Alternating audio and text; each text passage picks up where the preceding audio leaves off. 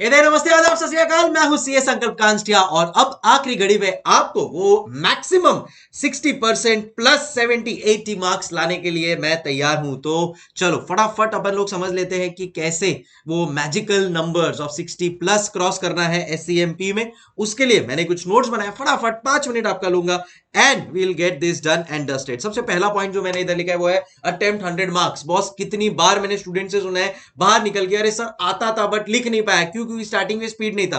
तो अब अपने को ये चीज पता है, then let's maintain the speed from the beginning. 100 marks का पेपर है, 180 मिनट्स है अपने पास, 1.8 मिनट्स पर मार्क। कुछ सम्स थोड़ा फास्ट होगा, कुछ सम्स थोड़ा स्लो होगा, बट बैलेंस आउट रखना। Mentally you have to be very very alert. कोई पर्टिकुलर सम के पीछे बहुत ज्यादा टाइम मत वेस्ट कर देना। हाफ सॉल्व हुआ कोई प्रॉब्लम नहीं है, बिकॉज अपने पास स्टेप वाइज मार्किंग अवेलेबल है।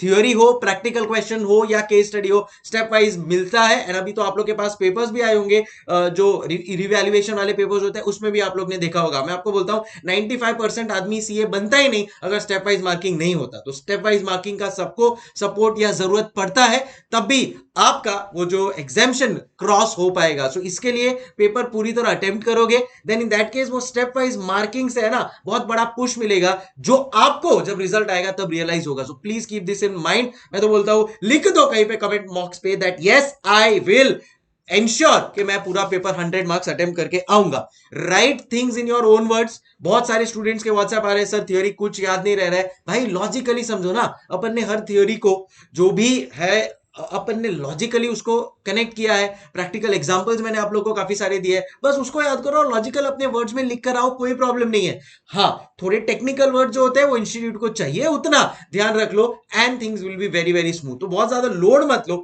अगर आप ऐसा मगअप किया रहेगा ना, रट्टा मारा रहेगा, तो फिर वो ब्लैंक आउट वाला सिचुएशन होता है। पर आपने तो लॉजिकली समझा है, आज पूछ या कभी पूछ मेरे को, मैं मेरे खुद के वर्ड्स में लिखकर आ सकता हूं।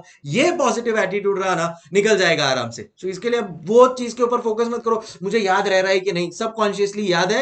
लॉजिकली आप स्ट्रांग हो, अपने वर्ड्स में लिखकर आओगे, कोई टेंशन नहीं है, मार्क्स मिलेगा। थोड़े टेक्निकल वर्ड्स ऑटोमेटिकली जब आप पेपर लिखोगे ना आते जाएंगे, स्मूथली निकल जाएगा। ठीक है, डन। फोर्थ है focus equally on theory. Last 2-3 attempt से अपन देख रहे हैं यार मिनिमम 50% थ्योरी के ऊपर इंस्टीट्यूट फोकस कर रहा है, तो अपन भी उसको करेंगे। उसके लिए दो चीज, ऑल चैप्टर्स का प्लीज प्लेलिस्ट जो मैंने बनाया है मैजिक रिवीजन का, फुल थ्योरी उसमें कवर्ड है with examples with detailed explanation. सुन लो उसको बहुत बराबर, एग्जाम के टाइम के लिए, चाहे विद कॉस्टिंग है, हर concept 10-10 minute, will be very very helpful. बहुत यूज आता है ये, स्पेशली जब आप एग्जाम सिनारियो में जा रहे हो, तब बोलते हैं ना एकदम म्यूजिक की तरह उसको सुनते रहो and it will be helpful जब आप एग्जाम लिखने वाले हो। अब ज्यादा केस स्टडीज के ऊपर फोकस मत करो। देखो ना, मैं खुद बोल रहा हूं don't do case studies now. क्यों पता है क्या? बिकॉज केस स्टडीज बहुत ज्यादा टाइम कंज्यूमिंग है एंड उसमें लिखना अपने को वही थियोरी है जो अपन यहां पे पढ़ रहे हैं। राइट, तो केस स्टडीज अगर कैजन कॉस्टिंग का केस स्टडी आया है तो कुछ भी केस स्टडी होने दो कैजन कॉस्टिंग का, एंड ऑफ द डे तो अपन थ्योरी लिखकर आने वाले हैं। इंस्टीट्यूट का भी जो होता है आंसर, उसमें वो थ्योरी तो लिखा होता है, तो थ्योरी अपन अगर बराबर कर लेंगे ना तो वो केस स्टडी ऑटोमेटिकली मैनेज हो जाएगा। हाँ, अब वो केस स्टडी का पिक्युलरिटी, कुछ उसमें ट्विस्ट एंड टर्न्स होंगे, तो वो तो ऑन द स्पॉट पढ़ के आपको आपका कॉमन सेंस लगा के उसका कंक्लूजन देना ही है, रिकमेंडेशन देना ही है। बट बाकी जो थ्योरी है वो तो एज इट इज आपको लिख कर आनी है। सो इसके लिए अब केस स्टडीज के ऊपर बहुत ज्यादा टाइम मत डालो। With the limited time available, revise more. Practical sums को थोड़ा और सॉल्व करो। प्रैक्टिकल सम्स का जो एनालिसिस होता है उसके ऊपर ध्यान दो। हर एक जो भी प्रैक्टिकल क्वेश्चन आता है ना, उसका लाइन बाय लाइन एनालिसिस करने का। भाई सेल्स है, कितना चेंज हो रहा है, वो अपना थ्योरी में आंसर बन जाएगा। भाई कॉस्ट है, वो कॉस्ट बढ़ रहा है किसी पर्टिकुलर, उसका उसका एक एक्सप्लेनेशन दे दो। और कोई एक्सपेंस है, उसका एक एक्सप्लेनेशन दे दो एंड स्मूथली आपका काम हो जाएगा।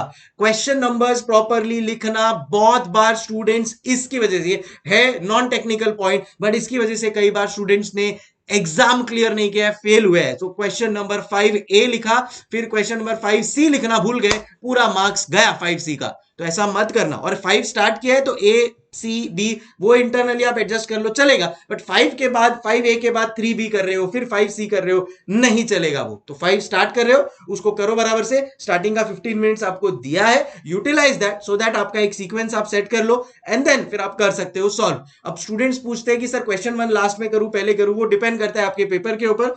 कुछ चीजें तो ऑन द स्पॉट रखनी पड़ेगी ना, सब चीजें स्पून फीडिंग नहीं की जा सकती। बाकी मिलते हैं मैराथन सेशन के लिए, जहां पे मैं जितना हो सकता है मैक्सिमम कवरेज करूंगा and we'll enjoy the subject. Hasta la vista. I hope ये एनालिसिस आपके लिए हेल्पफुल होगा.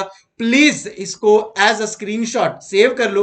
आने वाले जो भी आपके एग्जाम तक का 1.5-2 दिन का टाइम है, तब तक रोज इसको पढ़ो, एग्जाम के टाइम पे अप्लाई करो, and you will see the difference, and 60 plus 100% आपको आएगा. हस्ता ला विस्ता, टेक केयर.